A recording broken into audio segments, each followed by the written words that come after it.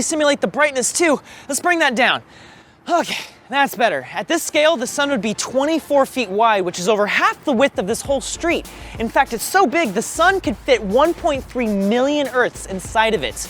That's pretty crazy. Now, our sun is actually larger than most stars. As a yellow dwarf, it's bigger than 80% of the stars in the entire universe. Most stars are red dwarfs, and they're about half the size of our sun. But even if the sun is above average size, it's certainly not the biggest. Let's look at Sirius.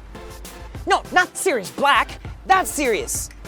It is the brightest star in the night sky because it is only 8.5 light years away, combined with the fact that it is 20 times brighter than our sun. You can even see Sirius in most light-polluted cities. Now, a quick side note about these comparisons, I'm simply focusing on the diameters of each of these stars. And that doesn't necessarily correlate to how much mass a star has or how bright they appear, because some of these stars have ballooned to such a huge volume that they appear absolutely massive.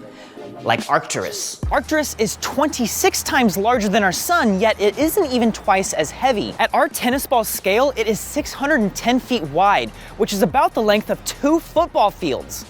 What is interesting about Arcturus is that it is flying in a different direction from all the other stars in our galaxy, and therefore it is hypothesized that it was actually formed in another galaxy that at some point in the last several billion years was eaten up by our own Milky Way.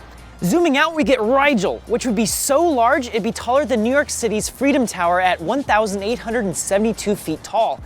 That's pretty big. But even though it's so large, it's actually a tiny little baby star. And I actually mean that literally. It's only 8 million years old compared to our sun, which is 4.5 billion years old. That is the difference between a 100-year-old person and a 2-month-old baby.